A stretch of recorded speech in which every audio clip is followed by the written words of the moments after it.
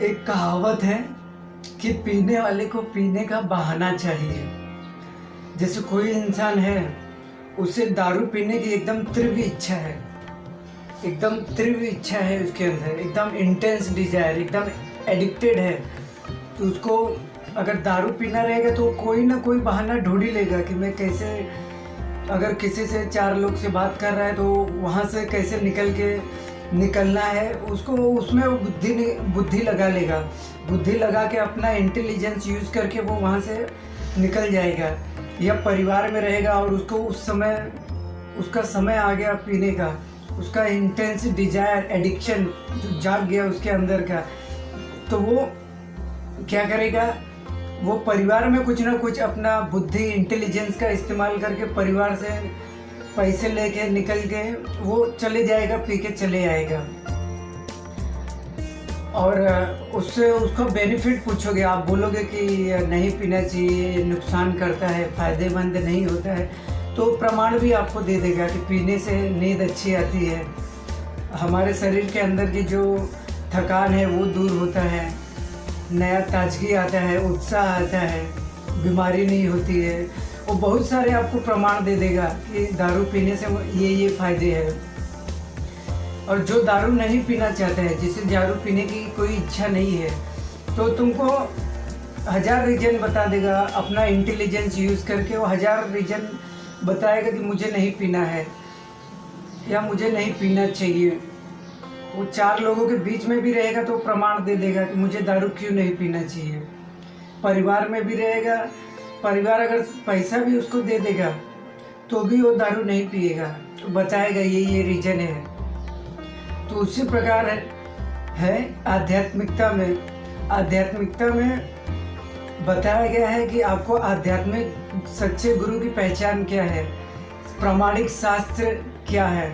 तो उसमें बताया गया है कि 4 परंपरा है: ब्रह्म संप्रदाय, श्री संप्रदाय, रुद्र संप्रदाय, कुमार संप्रदाय। ब्रह्म संप्रदाय यानी ब्रह्मा जी से जो गुरु शिष्य, ब्रह्मा जी, उसके बाद उनके नीचे जो गुरु शिष्य परंपरा से जो ज्ञान आ रहा है। श्री संप्रदाय यानी लक्ष्मी माता, जो कि विष्णु की अर्धांगिनी है, पत्नी है, उनके द्वारा जो उन्होंने ज्ञान दिया, फिर उनके नीचे गुरु शिष्य ऐसा चैन बनते बनते जो नॉलेज आ रहा है। फिर रुद्र संप्रदाय यानी शिव जी, भगवान शिव जी, शंकर जी, उन्होंने ज्ञान दिया और उसके बाद उनके नीचे गुरु शिष्य परंपरा द्वारा ज्ञान आगे बढ़ रहा है। कुमार संप्रदाय यानी कि ब्रह्मा जी के पुत्र जो है, उनके द्वारा गुरु शिष्य परंपरा से जो चैन में नॉलेज जा रहा है वो प्रामाणिक ज्ञान है आध्यात्मिकता का।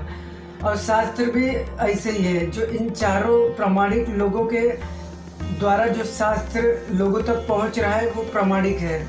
अपने मन से कुछ भी लिख दिया तो वो उसमें अपने श्लोक तो बराबर है, लेकिन श्लोक का जो मीनिंग है, पर्पट है, अपने मन से कुछ भी बता दिया तो ऐसा नहीं चलता है भैया। बोलने को तो मैं भी बोल दूँ, ओसामा बिन लादेन, हिटलर मेरा भगवान है, मेरा शास्त्र है चाचा चौधरी कॉमिक बुक, तो उससे काम नहीं होता है भैया। आप कुछ भी जो मन में आया वो बोल दोगे कि ओसामा बिन लादेन मेरा भगवान है और शास्त्र में प्रमाण है, शास्त्र पढ़ो, चाचा चौधरी कॉमिक बुक, तो ऐसा नहीं चलता है। ये जो 4 संप्रदाय है, ब्रह्म संप्रदाय, श्री संप्रदाय, रुद्र संप्रदाय, कुमार संप्रदाय, ये प्रामाणिक संप्रदाय है और इनको प्रामाणिकता भगवान कृष्ण ने दिया है। और इन चारों संप्रदाय के द्वारा जो भी शास्त्र आ रहे हैं, श्रीमद् भागवतम, भगवद गीता, वो प्रामाणिक है। बाकी लोग अपने नाम कमाने के लिए, लोगों को, भोली भाली जनता को मूर्ख बनाने के लिए कुछ भी छाप के कुछ भी बना दे रहे हैं। जैसे मैंने आपको बताया ना, दारू पीने वाला तुमको 1000 प्रमाण दे देगा क्यों पीना चाहिए, इससे फ़ायदा क्या होगा। जिसको दारू नहीं पीना है वो तुमको 1000 रीजन बता देगा कि दारू क्यों नहीं पीना चाहिए, इसका नुकसान क्या है। उसी प्रकार जो मायावादी हैं, मायावादी तुमको 1000 रीजन बता देंगे कि भगवान कृष्ण भगवान नहीं है, और वो शास्त्र भी अपने मन से कुछ भी छाप छुप के प्रमाण भी दे देंगे कि भगवान कृष्ण भगवान क्यों नहीं है। और जो प्रामाणिक है, जो 4 संप्रदाय से आ रहे हैं, ब्रह्म संप्रदाय, श्री संप्रदाय, कुमार संप्रदाय, रुद्र संप्रदाय, जिसको प्रामाणिकता स्वयं भगवान श्री कृष्ण ने दिया है, उसमें बताया गया है कि भगवान कृष्ण को छोड़ के कोई भगवान नहीं है। और जो कोई भी भगवान कृष्ण को छोड़ के भगवान मानता है वो मूर्ख है। और जो बोलता है कि मैं भगवान हूँ, तो ऐसे लोग को प्रभुपाद जी ने बोला है जूता निकाल के 20 जूता उसको मारना चाहिए। भगवान का मतलब है जो सब कुछ जानता हो, जो कुछ भी कर सकता है।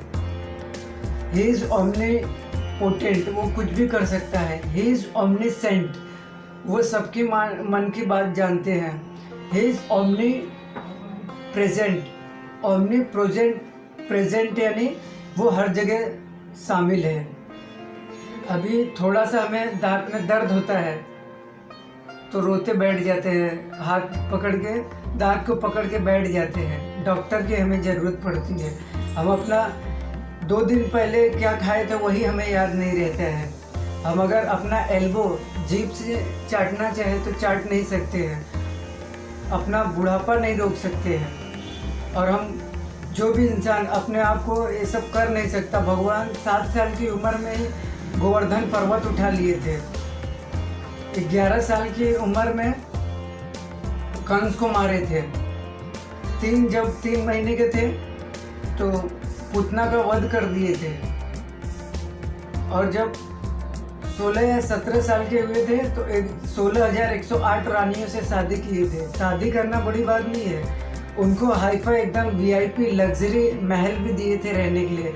उनका भरण पोषण पालन सब कुछ करते थे, सब खुश थे। 10-10 लड़के भी थे एक रानिया से, सब खुश थे, कोई दुखी नहीं था। यहाँ तो एक पत्नी को संभालना मुश्किल हो जाता है। टीवी न्यूज़ में तो मैं देखता हूँ एक पत्नी को संभालने के बाद छोड़ो परेशान होकर मर्डर भी करवा देते सुपारी देके, और खुद को भगवान बोलते हैं। तो ऐसे भगवान कृष्ण को छोड़ के कोई भी बोलता है कि दूसरा कोई भगवान है या मैं भगवान हूँ, तो उसको 20 जूता निकाल के मारना चाहिए। ऐसे हमारे गुरु जी ऐसे भक्तिवेदांत स्वामी प्रभुपाद जी बोलते हैं, जो इस्कॉन के फाउंडर आचार्य हैं।